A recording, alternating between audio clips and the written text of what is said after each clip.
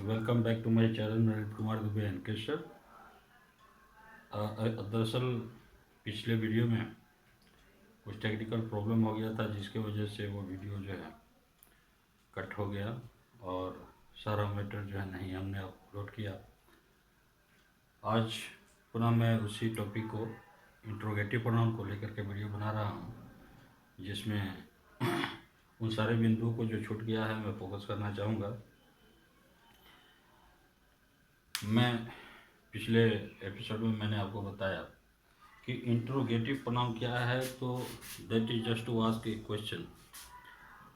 It may be used to ask about a subject and object or the position of a noun or for selecting something out of many. किसी भी चीज़ को subject के रूप में, object के रूप में या अन्य चीज़ों को छांटने के लिए, चुनने के लिए हम इंट्रोगेटिव का प्रयोग करते हैं। चलिए प्रैक्टिकल एग्जांपल में हम उसे समझते हैं। इसमें 5 वर्ड आते हैं। पहला है हु, दूसरा है हूँ, और तीसरा है हुज, चौथा है व्हाट, और जो पांचवा है वो विच है। इसमें मैंने जिक्र किया था कि हु जो होता है नॉमिनेटिव केस होता है, यानी सब्जेक्ट के रूप में इसका इस्तेमाल किया जाता है, यानी सब्जेक्ट का पता लगाने के लिए। हुम का प्रयोग जो होता है ऑब्जेक्टिव केस में होता है, यानी ऑब्जेक्ट का पता करने के लिए इसका यूज किया जाता है। हुज का प्रयोग जो होता है ये पोसेसिव केस में होता है, यानी किसी व्यक्ति का किसी वस्तु पे अपना अधिकार, उसे रिलेशन बताने के लिए इसका प्रयोग किया जाता है। तो ये जो होता है पोसेसिव प्रोनाउन की तरह काम करता है, और चूँकि पोसेसिव प्रोनाउन को पाने के लिए इसका प्रयोग करते हैं, या पोसेसिव नाउन को पाने के लिए हम इसका यूज करते हैं। यहाँ पे ये इंट्रोगेटिव है, मैं सिर्फ पोसेसिव लिखना चाहूँगा। ये पोसेसिव केस में आता है किसी व्यक्ति या वस्तु की। व्हाट का प्रयोग किसी थिंग या किसी ऑब्जेक्ट नाउन का पता करने के लिए किया जाता है। विच का प्रयोग सेलेक्शन के लिए किया जाता है, यानी जब आपको बहुत सारी चीज़ों में से एक दो चीज़ों को छांट कर निकालना होता है, तो विच का प्रयोग आप करते हैं। अब देखिए इनका नंबर सिंगुलर प्लूरल दोनों होता है। हु सिंगुलर भी होता है, प्लूरल भी होता है। हुम सिंगुलर भी होता है और प्लूरल भी होता है। तो वैसे ही ये सिंगुलर प्लूरल कुछ भी है। ये व्हाट भी सिंगुलर प्लूरल दोनों नंबर के लिए काम करेगा। विच का भी प्रयोग सिंगुलर और प्लूरल दोनों के लिए होगा। अब इसको एग्जाम्पल से समझते हैं कैसे। Who is that boy, who is that boy, question mark हम लगाया। हु इज, हम जानते हैं कि इज जो है सिंगुलर वर्ब है, ये वर्ब हमारा सिंगुलर है।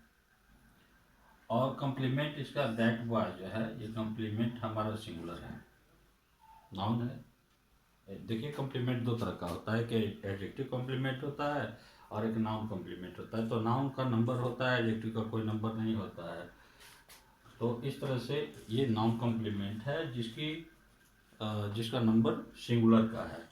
का तात्पर्य यह है कि जो नंबर सब्जेक्ट का होगा, ये सब्जेक्ट हमारा सिंगुलर है, तो कम्प्लीमेंट भी सिंगुलर ही होगा, इसका वर्ब भी सिंगुलर ही होगा।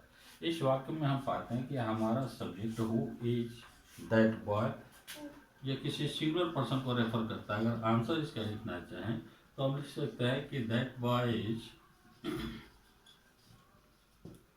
राजू, वह लड़का राजू है। Who is that boy, that boy is Raju. That boy, उसको हमने सब्जेक्ट बना लिया। अब क्या है, दैट बॉय क्या है, तो यह एक फ्रेज हो गया, एडजेक्टिव फ्रेज हो गया, क्योंकि दैट बॉय डेमोन्स्ट्रेटिव एडजेक्टिव का प्रयोग हमने किया। दैट और बॉय नाउन हो गया, डेमोन्स्ट्रेटिव एडजेक्टिव हो गया दैट, और इसके साथ नाउन बॉय जुड़ा हुआ है, और इसका वर्ब इज जो है वह सिंगुलर है, और कम्प्लीमेंट राजू भी इसका सिंगुलर है। ठीक, तो हमने पाया कि हु का जो प्रयोग हुआ वो दैट बॉय के लिए हुआ, यानी इसका नंबर सिंगुलर है, अर्थात जो प्रोनाउन इसके लिए आया है, क्योंकि इसी कारण दैट बॉय का रिप्लेसमेंट हु यहाँ है। ठीक है, तो ये रिप्लेसमेंट है। हम अच्छी तरह से जानते हैं कि प्रोनाउन का यूज करते हैं तो किसी नाम के रिपीटेशन को अवॉइड करने के लिए, उसके रिप्लेसमेंट के लिए हम यूज करते हैं। अब इसी को हम प्लूरल में समझते हैं कि प्लूरल में कैसे यूज होगा। Who are the boys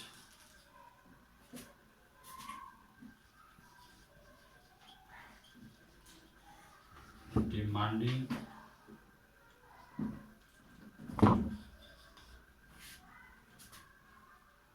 for money? Who are the boys demanding for money? वे लड़के कौन हैं जो पैसे के लिए डिमांड कर रहे हैं, मांग कर रहे हैं। तो यहाँ पर हम देख रहे हैं कि हु के बाद वर्ब आर आया है। ये वर्ब आर आने का मतलब ही हो गया कि ये एग्री करेगा अपने प्लूरल नंबर के सब्जेक्ट के अनुसार। अगर आपने सब्जेक्ट वर्ब कंकर्ड पढ़ा है या सब्जेक्ट वर्ब एग्रीमेंट जिसको कहते हैं, तो ये चीज़ समझ में आपको आ रही होगी कि आर के साथ जो है उसका सब्जेक्ट सिंगुलर होना चाहिए कि प्लूरल होना चाहिए। तो यहाँ वर्ब आर होने की वजह से हु हमारा सब्जेक्ट जो है ये प्लूरल हो जा रहा है।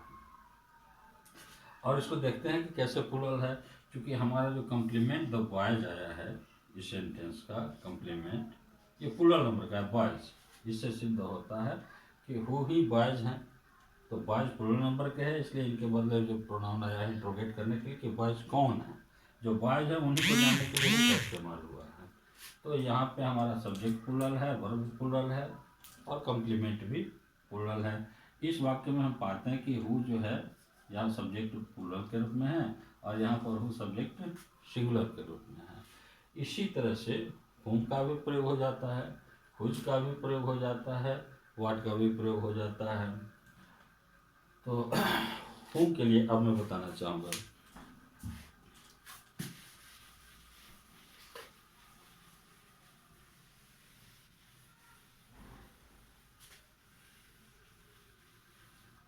अब देखिए यहाँ हु जो था नॉमिनेटिव केस का था, यानी इसका इस्तेमाल सब्जेक्ट के रूप में किया जाता है।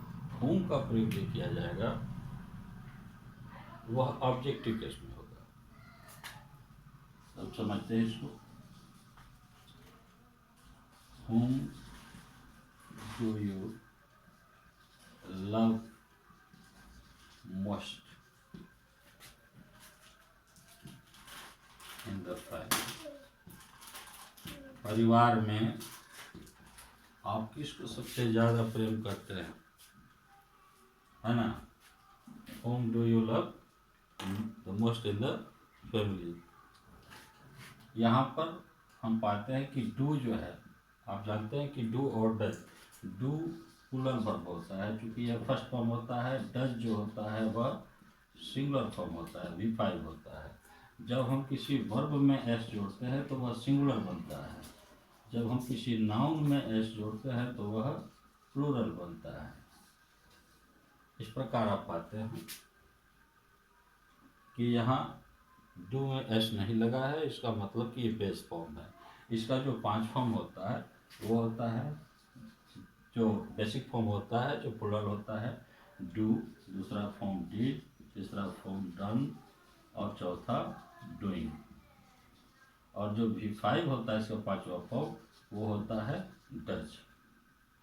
ये सिंगुलर होता है और ये प्लूरल होता है। यहाँ डू जो आया है प्लूरल वर्ब है। इसका मतलब ये चूंकि हमारा क्वेश्चन जो है यू के साथ है, ये जो डू वगैरह अगर हम क्वेश्चन वर्ड को हटाते हैं तो असर्टिव चेंज अगर करते हैं इसको हटा के, तो ये बनेगा सेंटेंस कि you love most in the family.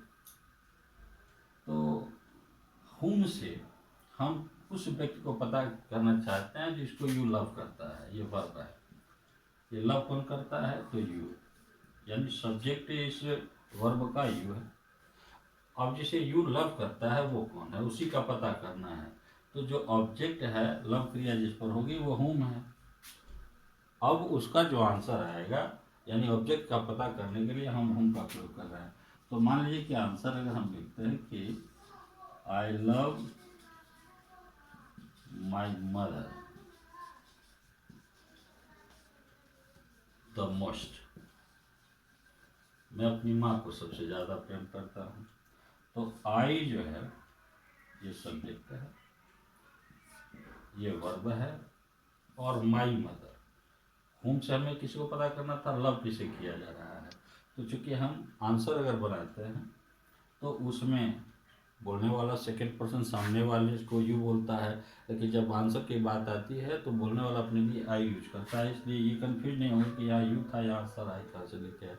जब आप आ चुकी, आप खुद को अपने को यू की जगह पर खड़ा करके देखें ना, आपसे कोई क्वेश्चन करेगा तो वो आपको बोलेगा होम डू यू लव, तो आपको बोलेगा, तो फिर आंसर आप देंगे। तो जब आप आंसर देंगे तो अपने आप को आई बोलेंगे ना, तो इसलिए यहाँ आई हो गया।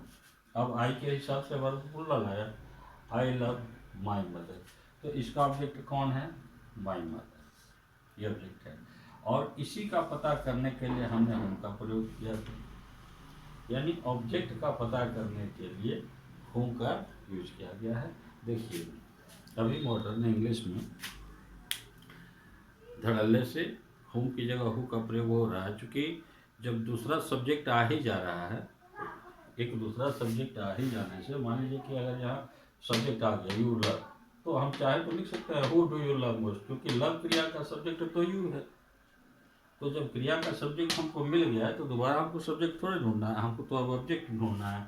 इसलिए जो स्थान बच जाता है, जो प्लेसमेंट रह जाता है, वो रहता है ऑब्जेक्ट का। तो हम होम लिखे तो होम तो ऑलरेडी बना ही ऑब्जेक्टिव केस, होम वर्ड अपने आप में कंफर्म है बताने को कि ऑब्जेक्टिव केस का है। लेकिन हु नॉमिनेटिव भी होता है, ऑब्जेक्टिव भी, तो अब उसको क्या सीट दिया गया, यानी वर्ब के पहले अगर रखा गया तो वह नॉमिनेटिव, अगर वर्ब के बाद रखा गया तो वह ऑब्जेक्टिव है। यहाँ पाते हैं कि सब्जेक्ट ऑलरेडी है वर्ब का, इसलिए ऑब्जेक्ट का जगह खाली है, यानी होम जो ऑब्जेक्टिव केस है। हम अगर होम नहीं लिख करके खाली हु भी लिखे कि who do you love most, तो भी यहाँ सब्जेक्ट होने की वजह से यह सब्जेक्ट का स्थान नहीं ले पाएगा, क्योंकि सब्जेक्ट है, वर्ब है, ऑब्जेक्ट इसमें नहीं है, जिसका हमें पता करना कि फैमिली से कौन है। तो वो ऑब्जेक्ट जो है माई मदर है, और उसी का पता करने के लिए इसका प्रयोग हुआ है। तो ये होम की जगह हु लगाने से भी गलत नहीं होगा, क्योंकि हमारे पास ऑलरेडी सब्जेक्ट है। तो अब कन्फ्यूजन को दूर करने के लिए कि मतलब हु और होम अलग अलग वर्ड याद रहेंगे तो आसानी से आप होम को चूज कर सकेंगे कि ऑब्जेक्टिव केस के लिए होम यूज करना है, नॉमिनेटिव के लिए हु का प्रयोग दोनों में होता है, इतना ध्यान रखिएगा।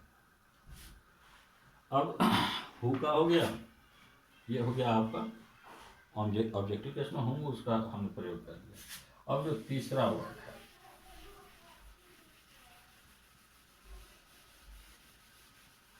वो तीसरा वर्ड हमारा हुज है। हुज ये भी व्यक्ति के लिए ही प्रयोग किया जाता है, पोजीशन बताने के लिए। ब्रैकेट में यहाँ लिख सकता हूँ कि ये पोसेसिव होता है, किसी का किसी व्यक्ति वस्तु पे पोजीशन, रिलेशन, ऑनरशिप शो करने के लिए इसका प्रयोग किया जाता है। जैसे whose is that cat, whose is that cat, वह बिल्ली किसकी है।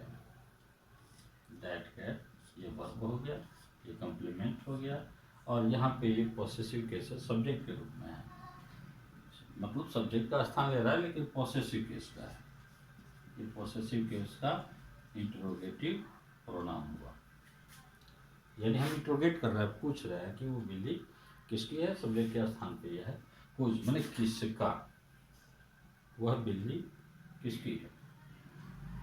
तो ये सिंगुलर भी हो सकता है और प्लूरल भी हो सकता है। जैसे मान लीजिए कि आंसर आता है कि that cat is mine, that cat is mine, वह बिल्ली मेरी है। पॉसेसिव केस में आंसर आया ये वर्ब। तो यहाँ पर ये सिंगुलर सेंस दे रहा है, दैट कैट, माइन कौन है, फर्स्ट पर्सन का है, इसी का अधिकार है, हुज माइन, माइंड सिंगुलर है, फर्स्ट पर्सन का है, तो यहाँ पर सिंगुलर का बोल रहा है। और दूसरे से whose bags are under the table, under the table, table के नीचे किन के थैले हैं।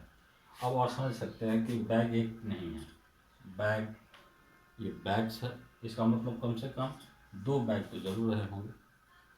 और ये वर्ब जो है प्लुरल है, और क्योंकि बैग्स प्लुरल है इसलिए वर्ब भी प्लुरल है। अब इसका ऑनर कौन है, क्योंकि हम तो ऑनर को ही जानना चाहते हैं कि हुज बैग्स है।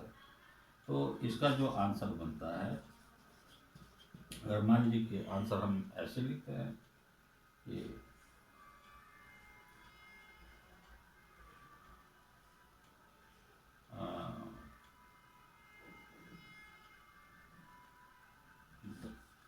the bags are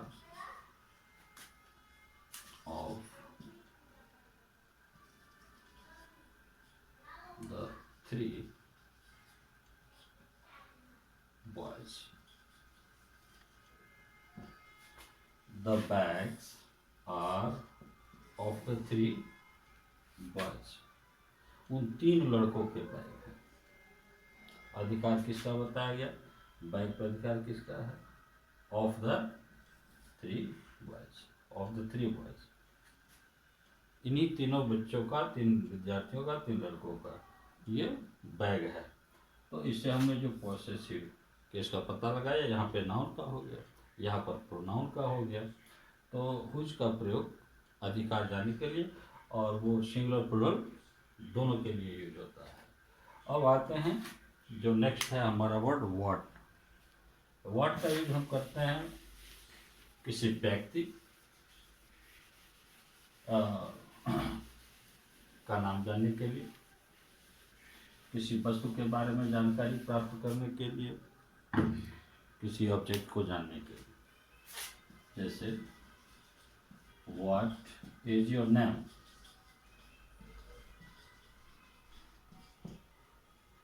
what is your name, ये वर्ब हो गया।